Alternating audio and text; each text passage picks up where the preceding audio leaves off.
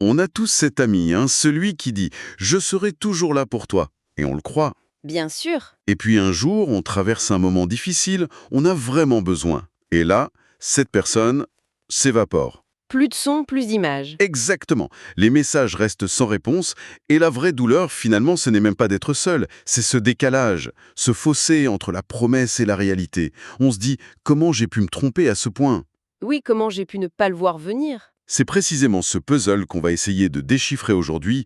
On a analysé pas mal de sources qui explorent l'art de lire le comportement humain, de voir ce qui se cache vraiment derrière les mots. Et l'idée, ce n'est pas de devenir cynique, c'est important de le dire. Non, au contraire, c'est de trouver une certaine clarté pour protéger sa propre paix intérieure, comprendre pour ne plus subir, en quelque sorte. C'est un point essentiel. D'ailleurs, ce qui est le frappant dans ces textes, c'est qu'ils partent tous du même constat. Les gens se révèlent rarement par ce qu'ils disent. Ah non. Non, plutôt indirectement.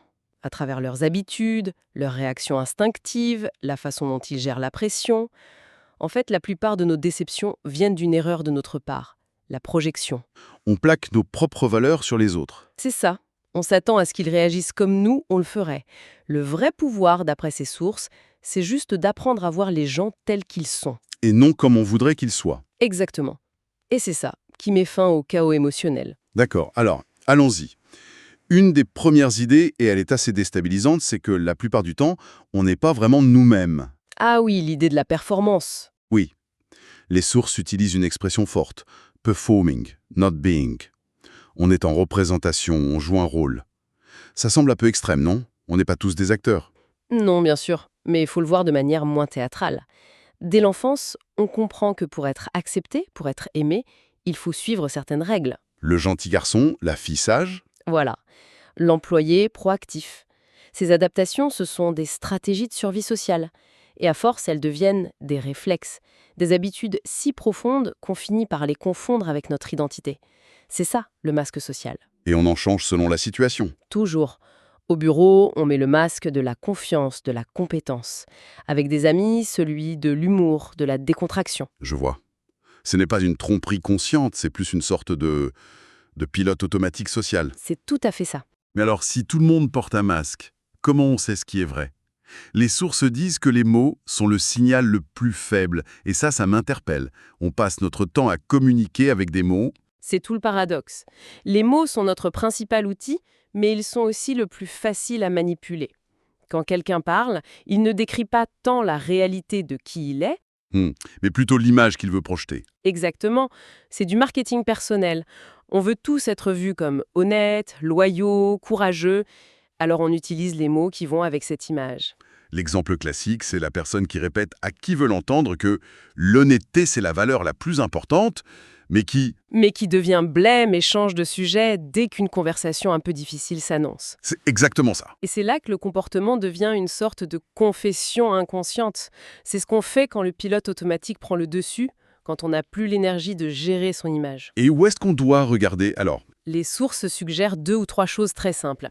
Comment une personne réagit quand on lui dit non, ou comment elle traite le serveur, le chauffeur de taxi, bref, tous ceux dont elle n'a a priori rien à obtenir. C'est dans ces moments-là que le masque se fissure. Et que le vrai caractère apparaît. Ça nous amène à ce fameux fossé entre le dire et le faire. Les sources le présentent comme le lieu où la vérité éclate. Et ce n'est pas juste une erreur, un oubli. Non, c'est un conflit.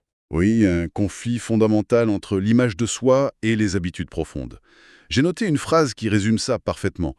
Les gens parlent à partir de qui ils veulent être. Ils agissent à partir de qui ils se sont entraînés à être. Cette distinction est cruciale. C'est un peu comme une résolution du Nouvel An. Ah oui, pas mal l'image. L'intention de faire du sport est là, elle est sincère. On achète les chaussures, l'abonnement. Ça, ce sont les mots. Mais le muscle de l'habitude de se lever tôt, affronter le froid, est beaucoup plus fort. Ça, c'est l'action. L'intensité contre la consistance, en somme. Voilà. Une grande déclaration d'amour, c'est de l'intensité. Et ça peut se fabriquer. Mais la consistance des petites actions au quotidien, ça ne se simule pas sur la durée. Et que fait-on des excuses alors? Désolé, j'étais débordé, j'ai complètement oublié. On a l'impression que ça vient combler ce fossé. Les sources appellent ça des écrans de fumée psychologiques. L'excuse, elle est conçue pour focaliser l'attention sur un événement isolé. Et la détourner du schéma général. C'est ça. Si quelqu'un est en retard une fois et s'excuse, c'est un incident. Si cette personne est systématiquement en retard et s'excuse à chaque fois, le vrai message n'est pas dans l'excuse. Il est dans le schéma. Le comportement répété est la vérité. Donc la règle est simple, si le comportement ne change pas, l'excuse n'a aucune valeur. Et souvent, ce n'est même pas dans les grandes actions, mais dans les micro-comportements. C'est un point qui revient beaucoup. On cherche la grande trahison, mais tout se joue dans les détails. Tout à fait. Pensez à une situation que tout le monde connaît. On organise un dîner, une personne arrive avec une bonne bouteille de vin, plus tard un autre invité renverse son verre par accident. Oui? La réaction à ce moment précis, est-ce de l'agacement contenu, de la compréhension immédiate ou une blague pour détendre l'atmosphère, en dit souvent plus sur sa générosité et sa gestion de la frustration que des heures de conversation. C'est dans ces petits imprévus, ces petits inconvénients, que notre programmation par défaut est exposée. Et souvent, ces micro-comportements, ils sont accompagnés d'une émotion quasi incontrôlable, non? C'est peut-être un signal encore plus direct. Absolument. Et les sources sont unanimes là-dessus. Une réaction émotionnelle, c'est une information brute, non filtrée. Ça sort avant qu'on ait le temps de réfléchir. C'est ça. Les émotions jaillissent avant que notre cortex préfrontal, notre directeur de la com, ait eu le temps de les censurer. C'est pour ça qu'elles sont si honnêtes. Une colère qui semble complètement démesurée par rapport à un petit événement. Ce n'est pas l'événement qui est en cause. C'est qu'on a touché à quelque chose de plus profond. Exactement. C'est comme toucher un nerf à vif. La réaction n'est pas proportionnelle au contact, mais à la douleur sous-jacente qui est déjà là. D'accord. Une colère explosive peut défendre un besoin de contrôle qui a été bafoué. Une attitude défensive immédiate trahit une image de soi très fragile. Un retrait soudain, Ce qu'on appelle fermer la boutique. voilà. Ça signale souvent une peur panique de la confrontation. Plus la réaction est forte, plus on est proche de ce que les textes appellent un noyau psychologique. Et à l'inverse de cette explosion, il y a le silence. C'est quelque chose qui met beaucoup de gens mal à l'aise. On a l'impression que c'est un vide. Alors que les sources disent « le silence n'est pas le vide, c'est de l'information ». C'est une technique d'observation puissante, ça. Très. Le silence crée une sorte de pression psychologique. La plupart des gens ont horreur du vide et se sentent obligés de le combler. Et en le comblant, ils livrent des informations qu'on n'a pas demandées. Oui, ils révèlent leurs angoisses, leurs priorités.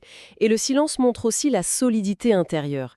Quelqu'un qui est à l'aise dans un silence partagé est souvent quelqu'un de stable. Celui qui doit meubler en permanence, Cherche une validation extérieure. c'est souvent le cas.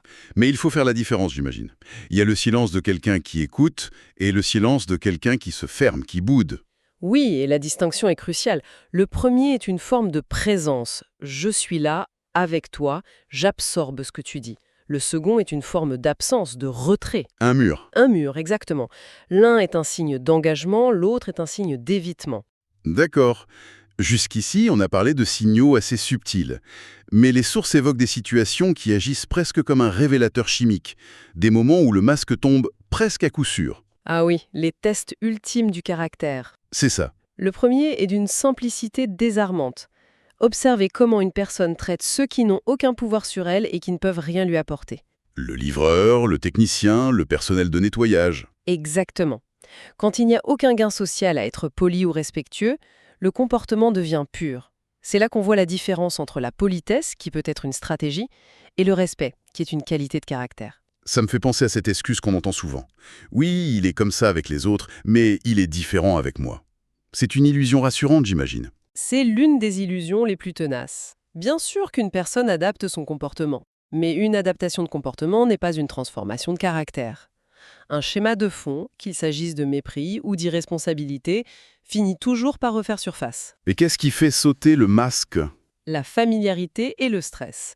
Ce sont les deux dissolvants les plus efficaces. Avec le temps, l'effort de maintenir la façade devient trop coûteux. Ce qui nous amène au révélateur ultime, la pression. Oui, il y a une phrase qui revient sans cesse.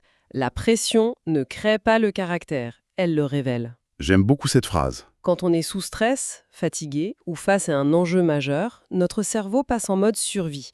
Il n'a plus les ressources pour la réflexion, le contrôle de l'image. Il passe en mode réaction. Et nos réactions, Ce sont nos habitudes les plus ancrées. précisément. Et c'est là qu'on voit si une personne internalise le stress pour le gérer ou si son réflexe est de le projeter sur les autres en cherchant un coupable. D'accord. C'est incroyablement éclairant. Mais ça soulève une question évidente. Si tous ces signes sont là, sous nos yeux, pourquoi est-ce qu'on continue de se tromper? Pourquoi on continue de croire cet ami qui va nous laisser tomber? Ce n'est pas un manque d'infos, visiblement. Non, l'information est là. Qu'est-ce qui nous aveugle alors? La réponse est que l'obstacle n'est pas à l'extérieur, il est en nous. Ce sont nos propres filtres qui déforment la réalité. Le plus puissant, c'est la projection. On en a parlé au début. On part du principe que les autres fonctionnent avec le même logiciel que nous. Si on est loyal, on ne voit pas la déloyauté. On ne peut même pas l'imaginer. Donc, on interprète leurs actions à travers notre propre vision du monde. C'est une source d'erreur colossale. Et il y a l'espoir aussi, l'envie que les choses soient différentes. C'est le deuxième grand filtre. L'espoir est un interprète incroyablement généreux. Il transforme un schéma de comportement négatif en une simple série d'exceptions. Ce n'était qu'une fois, cette fois ce sera différent. C'est ça. L'espoir donne plus de poids aux mots qu'aux actions répétées. Et puis, plus étrangement, il y a le filtre de la familiarité. On est parfois attiré par des schémas qui nous sont connus, même s'ils sont douloureux. La douleur familière semble plus sûre que l'inconnu? Oui, simplement parce qu'elle est prévisible. Face à tout ça, quelle est la solution? Devenir froid, méfiant, ne plus faire confiance? Ça semble être le risque. Non, et les sources insistent beaucoup là-dessus. Le but n'est pas de devenir cynique. C'est d'adopter la posture de l'observateur calme. Ce n'est pas du détachement. Pas du tout. C'est une compréhension ancrée. Il s'agit de trouver un équilibre. L'empathie sans la conscience des schémas, c'est de l'autosacrifice. On se laisse absorber. D'accord. Mais la conscience sans l'empathie, c'est du jugement froid. L'objectif, c'est de tenir les deux en même temps. Je comprends pourquoi tu agis ainsi et je vois le schéma, donc je choisis comment je vais y répondre. Ça redéfinit complètement l'idée de pouvoir dans une relation, en fait. Complètement. Le vrai pouvoir, ce n'est pas d'influencer ou de contrôler l'autre, c'est la capacité d'observer ce qui se passe en nous et chez l'autre, sans être emporté par la réaction automatique. Ce calme, ce n'est pas de la passivité. Au contraire, c'est ce qui permet de choisir le bon moment et la bonne manière d'agir. C'est une force qui vient de la clarté, pas du besoin d'avoir raison. Si on résume, l'idée de toute cette exploration, ce n'est pas d'apprendre à juger les autres plus durement, Non, mais au contraire d'arrêter de tout prendre personnellement, de comprendre que le comportement de quelqu'un comme notre ami qui disparaît parle de lui, de ses habitudes, de ses peurs, pas de notre valeur. c'est un simple alignement avec la réalité. Et ça, c'est une source de paix immense. Et il y a une dernière chose, une sorte de retournement final. Cette compétence d'observation, au début, on l'utilise pour comprendre les autres. Mais inévitablement, le projecteur se retourne vers l'intérieur. On commence à voir nos propres schémas. Exactement. On se surprend à dire une chose et à en faire une autre. On sent nos propres réactions émotionnelles disproportionnées. On prend conscience du masque que l'on porte. On devient son propre sujet d'étude en quelque sorte. Précisément. Et c'est peut-être là que le vrai travail commence. Alors, la question que ces sources nous laissent est la suivante. La véritable intelligence émotionnelle naît quand on passe de la réaction à la réponse, du besoin à la décision, de l'enchevêtrement à l'engagement conscient. Maintenant qu'on a cette nouvelle grille de lecture, quelle est la première chose qu'elle nous révèle sur nos propres schémas ?